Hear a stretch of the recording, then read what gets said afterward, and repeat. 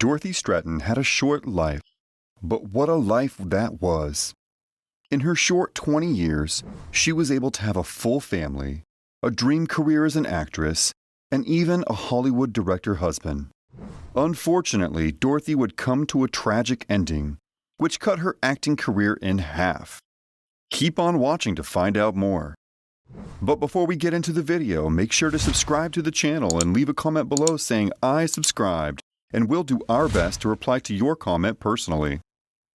Stratten's childhood was just as sad as her ending. Dorothy Stratten was born on February 28, 1960 in Vancouver. She had 2 younger sisters and was raised in relative poverty. But if poverty wasn't enough for Stratten, her mother passed away when she was in her early teens. Left with no serious care, she met 26-year-old Paul Snider during her early teens. Snider convinced her to move in with him and become a model and actress. He convinced her that he could help further her modeling career and even get her into acting. They later moved into a Malibu house together and got married. Soon, Snider allegedly began to physically and emotionally hurt her. She claimed that he forced her into the marriage they were in. However, Snider kept his promise for one thing, and that was to make her a model. He took a photo of her and sold them until one day Stratten got a call from Playboy asking if she would do a photo shoot for them. At first she thought it was a hoax, but Snider convinced her to go to the Playboy photo shoot. He also took her to clubs and parties and introduced her to celebrities such as Alice Cooper and Kris Kristofferson. They encouraged Stratten even more to pursue a modeling career. She became a famous Playboy playmate. The magazine soon called her in for an interview, and she was later featured in the October 1978 issue of the Playboy. Hugh Hefner, who purchased the photo from Snider, recalls seeing her at the Playboy mansion shortly after that and finding her quiet and unassuming. By 1979, Stratten lived in Los Angeles and worked as a bunny at the Playboy Club in the Century Plaza Hotel. She was again chosen as Playboy's Playmate of the Month for the January 1979 issue. She then became friends with Playboy Playmate and centerfold Cindy Crawford and fellow guest model Bruce Willis. After being featured as Playmate of the Month, Stratten moved to Los Angeles to further her career. She later began an affair with film director Peter Bogdanovich while still being married to Snider. He convinced her that she should become an actress and help her land a role in They All Laughed movie. The same year, she played the role of Lori in the film Inside Twinkie Lane, also directed by Bogdanovich. In 1980, the Playboy model signed on to star in a movie titled Knock 'Em Dead, where she played a young woman who seduces an older man played by John Carradine into becoming an assassin.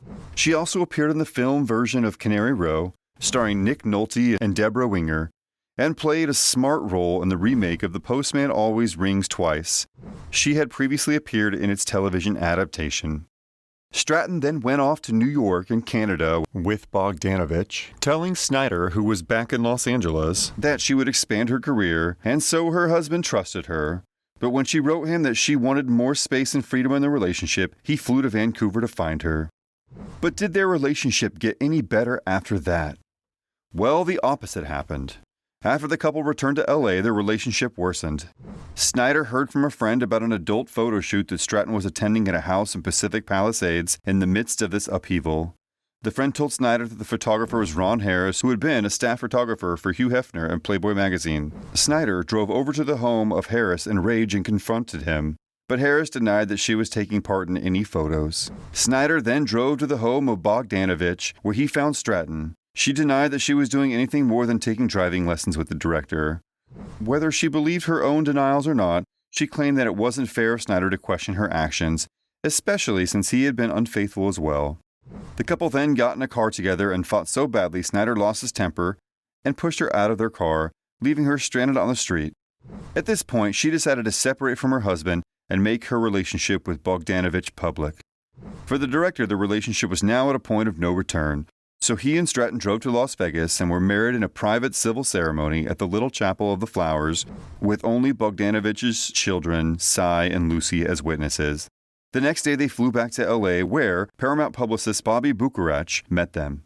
The plan was for Stratten to spend just one night at her home before returning to her apartment in Beverly Hills to unpack and settle in. When Snider showed up at their house a couple of days later, he was stunned to find that Dorothy and Bogdanovich had returned to their estate. This is where it all went bad for the actress. On August 14, 1980, Snyder decided to wait in hiding for several hours when he saw Dorothy leave the grounds and drive away in her yellow Corvette. He followed her from a distance and parked his car where she couldn't see it and headed on foot toward her residence. Dorothy entered her apartment and she placed her purse and keys on a small table near the door and prepared some food for herself. She then poured herself a glass of orange juice from a pitcher left out overnight, but when Stratten turned to walk toward the bedroom, Snyder stepped into the view behind a curtain that screened a window beside the front door. He was carrying a .38 caliber firearm fitted with a homemade silencer purchased from an acquaintance named Tom Glover. The actress cried out in terror as she realized someone was there, then tried to run into the bedroom, but Snyder caught up with her before she could reach the bed, and as soon as he got a hold of her, he took her life. The Los Angeles Police Department arrived at the scene within minutes of being called by neighbors who heard noises. Detectives found the couple dead in the bedroom, each with a single wound to the head. Both of them were wearing no clothes. The police also found a farewell note from Snyder on a desk in the bedroom.